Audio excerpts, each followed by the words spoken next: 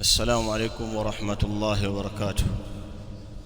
إن الحمد لله نحمده ونستعينه ونستغفره ونعوذ بالله من شرور أنفسنا ومن سيئات أعمالنا. من يهده الله فلا مضل له ومن يضلل فلا هادي له. وأشهد أن لا إله إلا الله وحده لا شريك له وأشهد أن محمدًا عبده ورسوله. يا أيها الذين آمنوا اتقوا الله حق تقاته ولا تموتن إلا وأنتم مسلمون. يا أيها الناس اتقوا ربكم الذي خلقكم من نفس واحدة وخلق منها زوجها وبث منهما رجالا كثيرا ونساء. واتقوا الله الذي تساءلون به والأرحام إن الله كان عليكم رقيبا. يا أيها الذين آمنوا اتقوا الله وقولوا قولا سديدا يصلح لكم أعمالكم ويغفر لكم ذنوبكم ومن يطع الله ورسوله فقد فاز فوزا عظيما. أما بعد فإن أصدق الحديث كتاب الله وخير الهدي هدي محمد صلى الله عليه وعلى آله وسلم وشر الأمور محدثاتها وكل محدثة بدعة وكل بدعة ضلالة وكل ضلالة في النار. عباد الله، أوصيكم ونفسي بتقوى الله. enyi waja wa Allah, ndugu zangu waislamu, na kuhusieni na kuhusia nafsi yangu kumcha Allah subhanahu wa ta'ala. Katika hutuba iliyopita tulizungumzia fadhila za mwezi wa Shaaban na yale yaliyomo katika maelekezo na mafunzo ya Mtume sallallahu alayhi wa alihi wasallam, wa minha kathratu siyam fi hadha ash-shahr. Na miongoni mwa mafunzo hayo ni kukithirisha kufunga katika mwezi huu wa Shaaban, hali ya kuwa ni maandalizi kwa ajili ya kufikia mwezi wa Ramadhan. Kadhalika tukataja halu salaf walivyokuwa katika mwezi wa Shaaban, wakijikita sana katika upande wa kusoma sana Qur'ani kwa wingi, na walikuwa wanatenga muda mwingi na kuacha shughuli zao mbalimbali, kupunguza ishtighali zao kwa ajili ya kuitumikia Qur'ani, hasa katika upande wa kuisoma na kuizingatia. Lakini kadhalika tukasema ya kwamba yapo mambo yamezushwa na watu wa bid'a tangu hapo zamani, yanayofungamana na mwezi huu wa Shaaban, yananasibishwa katika mwezi huu wa Shaaban, na hali ya kuwa swala la uzushi mara kwa mara ahlus sunna wanasimama kukemea masala ya uzushi katika dini, mpaka imekuwa kama nembo yao. Yani watu pia huwafanyia istihza kwamba hawa kila kitu bid'a, kila kitu bid'a, wakikusudia kwamba yale yanayokatazwa hawataki kuyaacha, mpaka vitu vya wengine havihusiani na dini pia wakavitaja katika bid'a, kama hali ya kuwacheza shere ahlus sunnah wal jamaa. Ndugu zangu waislamu, suala la kuzua katika dini limekemewa na Allah subhanahu wa ta'ala katika Qur'ani, kadhalika hadithi za Mtume sallallahu alaihi wasallam sahiha, na mwenendo wa watu wema wa mwanzo waliotangulia katika hii dini uko wazi kwa maneno yao na vitendo vyao katika kukemea mambo ya kuzuliwa katika dini. Allah ta'ala anasema, wa anna hadha sirati mustaqiman fattabi'uhu, na hakika hii ndiyo njia yangu iliyonyooka, basi ifuateni. Mtume sallallahu alaihi wasallam alitafsiri aya hii vizuri kabisa,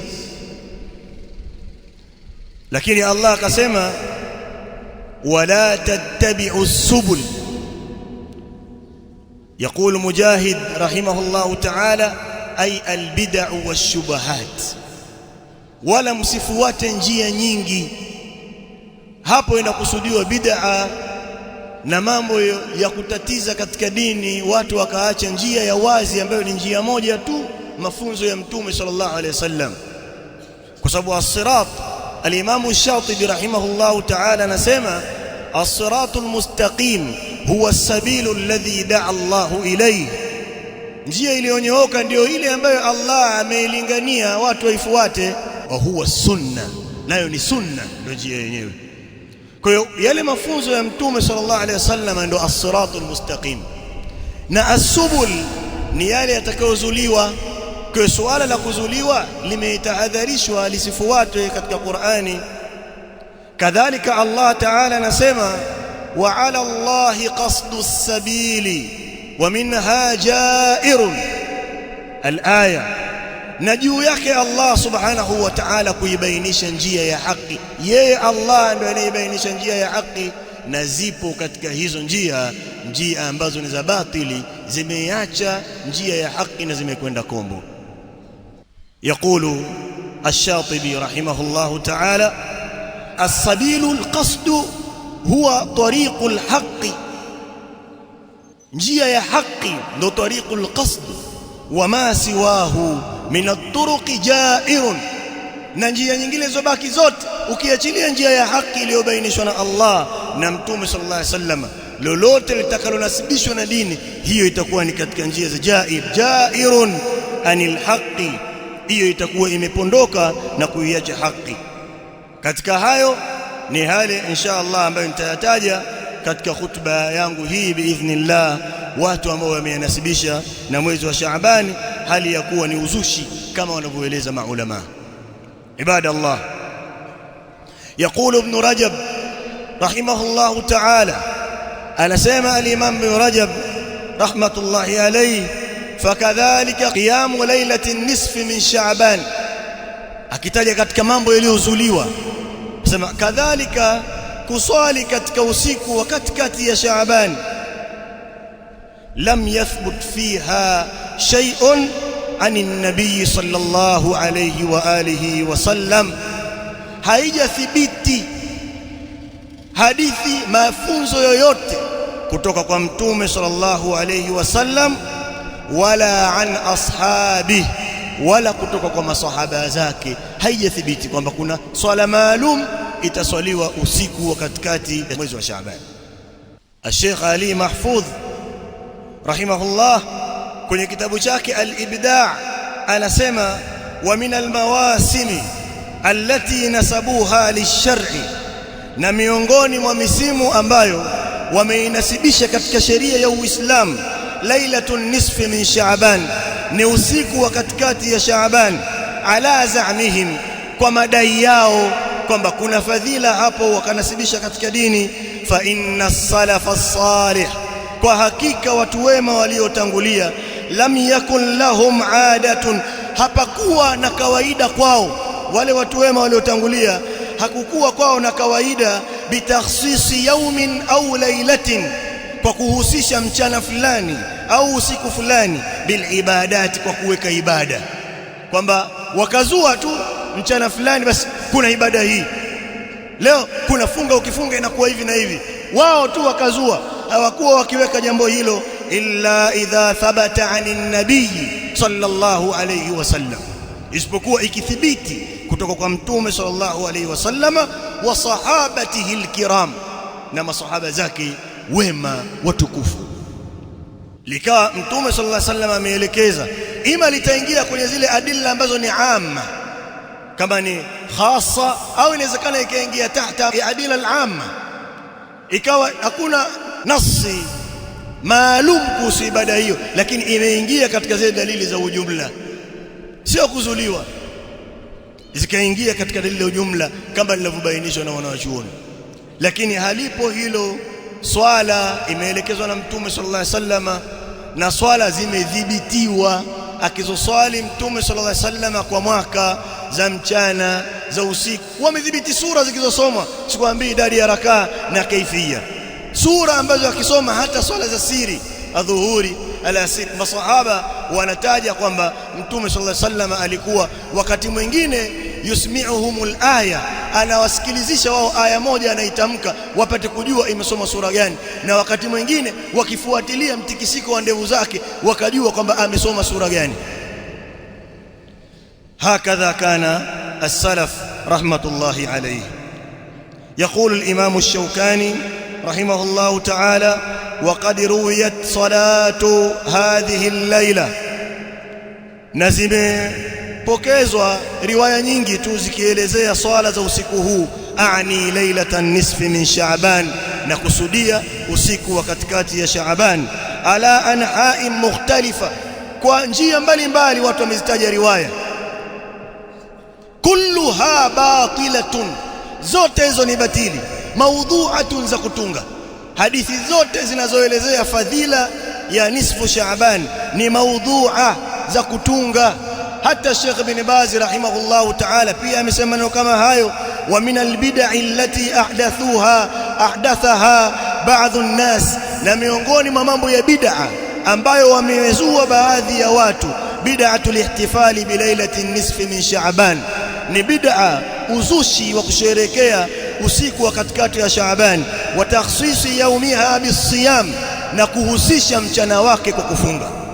Usiku wataswali, mchana watafunga.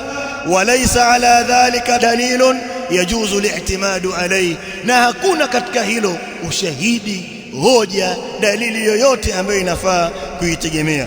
Waqad warada fi fadliha ahadithu dha'ifatun, na zimekuja kuelezea fadhila za usiku huo hadithi nyingi dhaifa, la yajuzu li'timadu alaiha, haifai kuzitegemea. Amma ma warada fi fadli salati fiha, ama zile zilizokuja kuelezea fadhila za kuswali katika usiku huo, fakulluhu mawdhu'un, hadithi zote ni za uzushi, amezuliwa Mtume sallallahu alayhi wasallam, kama nabaha dhalika kathirun min ahli alilmi, kama walivyotunabahisha hilo wengi katika maulama. aqulu qawli hadha wa astaghfirullah. Alhamdulillahi rabbil alamin, wassalatu wassalamu ala rasulillah wa ala alihi wa ashabihi ajma'in والتابعين لهم بإحسان إلى يوم الدين. اللهم صل على محمد وعلى آل محمد كما صليت على إبراهيم وعلى آل إبراهيم إنك حميد مجيد. اللهم بارك على محمد وعلى آل محمد كما باركت على إبراهيم وعلى آل إبراهيم إنك حميد مجيد. ndugu zangu Waislamu, Uislamu umekingwa na kuabudiwa Allah kwa kusingiziwa na kumzulia. Qur'ani ukiangalia mafunzo ya Mtume sallallahu alaihi wasallam, kwa sababu watu waliopita huko Mayahudi na Manasara wamewazulia manabii wao mambo mengi sana. Allah subhanahu wa ta'ala akawakataza Waislamu wasiwe hivyo, wala takunu kalladhina utul kitaba min qablu, na wala msiwe kama wale ambao waliopewa kitabu kabla yenu.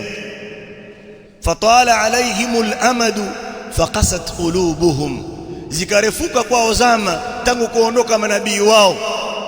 Faqasat qulubuhum, ikasusua mioyo yao ikawa ni misusuwavu kufuata mafunzo yaliyo ndani ya vitabu vya manabii, kwa sababu muda umekuwa mrefu, dini imesahaulika, yale mafunzo walioachiwa na manabii yakasahaulika. Wakathirun minhum fasiqun, na wengi katika wao wamekuwa ni watu mafasiki waovu, kwa sababu wamenasibisha mambo katika dini ambayo hayahusu, mambo mbalimbali. Kadhalika Waislamu wamekatazwa hilo na Mtume sallallahu alaihi wasallam. Kila katika munasaba khutba akisimama katika mimbar atataja fa inna asdaqal hadithi kitabullah wa khairal hadi hadi Muhammadin sallallahu alayhi wasallam wa sharral umuri muhdathatuha, na mambo yaliyokuwa ya shari ni yale yaliyozuliwa. Wa kullu muhdathatin bid'ah, kila khutba akisimama anasema hivyo. Na kwenye minasaba ya ndoa akiozesha alikuwa anasema hivyo. Al-Imamu Ahmad rahimahullah alikuwa akihudhuria katika ndoa ambayo yule muozeshaji hakusoma mukaddima huu, ananyanyuka anaondoka zake. Tahadhari ya mambo ya kuzuliwa. Allah hajaweka utaratibu kama huu. Inma yaftari al-kadhiba alladhina la yu'minuna biayati llah wa ulaika humul kadhibun. Na hili ndilo ambalo wanalitawalia watu wa bid'a.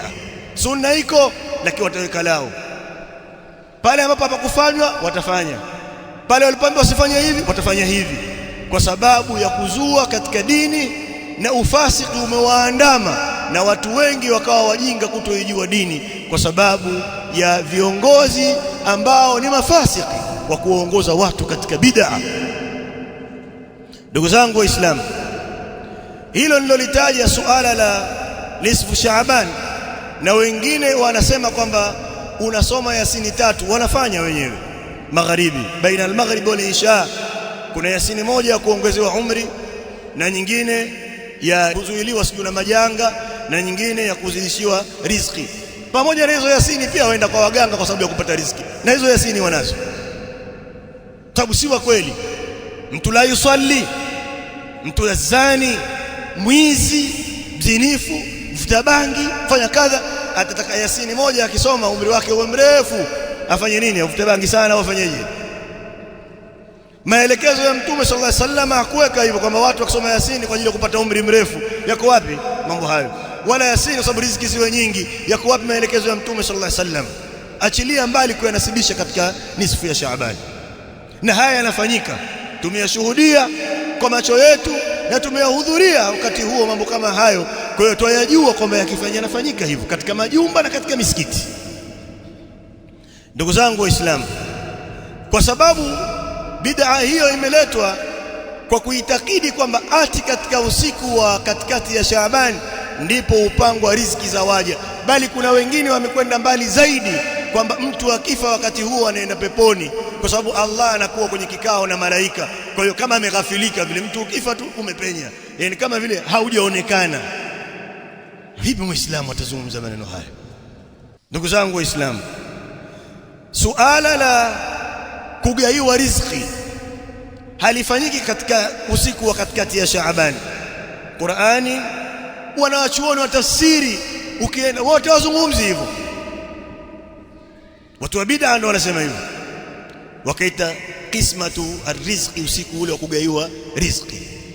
Allah Ta'ala anasema Hamim wal kitabil mubin inna anzalnahu fi laylatin mubarakah inna kunna mundhirin fiha yufraqu kullu amrin hakim. Al-Sheikh Ibn Uthaymeen rahimahullah anasema annahu ishtahara, kwa hakika imetangaa, inda kathirin minan nasi, mbele za watu wengi, anna lailatan nisfi min Shaaban, kwamba usiku wa katikati ya Shaaban yuqaddaru fiha ma yakunu fil aam, ndio ukadiriwa yale yanayotokea kwa mwaka mzima. Atakula hivi mtu, atafanya hivi, ataoa, ataacha, atafanya, ndani ya mwaka mzima inapangwa hivyo. Baada ya kuwa riziki imeshapangwa yote, mtu tangu miezi minne tumboni mwa mama yake, alafu kile kinachoteremka kila mwaka kinafanyika katika usiku huu wanavodai. Wa hadha batilun, na jambo hili si kweli, ni uongo. Fa innal laylata allati yuqaddaru fiha ma yakunu fil aam hiya laylatul qadr, huo ni usiku wa Lailatul Qadr. Akaitaja hizi ayati nilizosoma, Hamim wal kitabil mubin, Hamim, na hapa kwa kitabu chenye kubainisha. Inna anzalnahu, kwa hakika sisi tumeiteremsha hiyo Qur'ani, fi lailatin mubaraka, katika usiku uliobarikiwa. Inna kunna mundhirin, hakika sisi ni waonyaji. Fiha yufraqu kullu amrin hakim, katika usiku huo hubainishwa kila jambo la hikima. Usiku huo ulioteremshwa Qur'ani ndipo panapobainishwa mambo. Usiku ulioteremshwa Qur'ani ni upi? Akaendelea Sheikh Ibn Uthaymeen akasema, wa hadhihi al-lailatu, na usiku huo, allati unzila fihi al-Qur'an, ambayo imeteremshwa ndani yake Qur'ani, hiya lailatul qadr, ni usiku wa lailatul qadr, kama qala ta'ala inna anzalnahu fi lailatil qadr, kwa hakika sisi tumeiteremsha Qur'ani katika lailatul qadr, usiku wenye cheo. Wa hiya fi Ramadhan, na usiku huo unapatikana katika Ramadhan, lianna Allah ta'ala anzala al-Qur'ana fi, kwa sababu Allah ameteremsha Qur'ani katika Ramadhan. قال تعالى شهر رمضان الذي أنزل فيه القرآن mwezi wa Ramadhani ambao imeteremshwa ndani yake Qur'an. Kwa hiyo usiku wa Lailatul Qadr unapatikana katika Ramadhani, na huo ndio usiku ambao yufraku kullu amrin hakim. Ndugu zangu Waislamu, nitamalizia hutuba yangu kwa kutaja baadhi ya hadithi zinatumika dhaifu au itakuwa ni maudhu zikielezea ibada katika usiku huo. Miongoni mwa hizo ni ile inayosema idha kanat lailatun nisfi min Sha'ban, unapofika usiku wa katikati ya Sha'ban, faqumu lailaha wasumu yawmaha, simameni usiku wake kuswali na fungeni mchana wake. Al-Imam Ibn al-Jawzi rahimahullahu ta'ala ameitaja hadithi hii kwamba si hadithi sahihi katika al-ilal al-mutanahiya. Kadhalik ni maneno yanayosema 5 layalin, katika usiku 5 la turaddu fihinna ad-da'wa, hayakataliwi katika usiku hizo maombi, hayarudishwi, yanakubaliwa.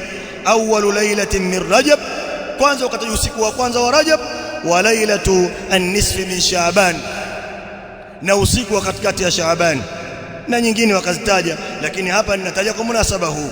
Hadithi hiyo pia si sahihi ya kutunga kama alivyobainisha Sheikh Al-Albani rahimahullah katika as-silsila ad-dha'ifa.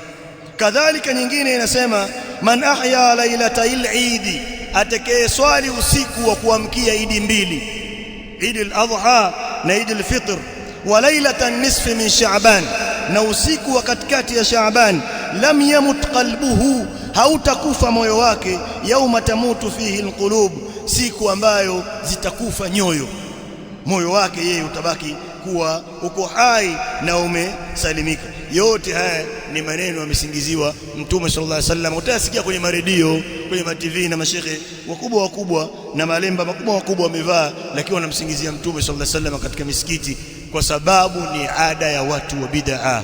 Tahadharini ndugu zangu Waislamu, tubaki katika maelekezo ya Mtume sallallahu alaihi wasallama na tujiepushe na mambo ya bid'a na watu wa bid'a kadhalika. Wa nasallallahu an yaj'alana min alladhina yastami'una alqawla fayattabi'una ahsanahu, wa sallallahu ala nabiyyina Muhammadin wa ala alihi wa ashabihi ajma'in.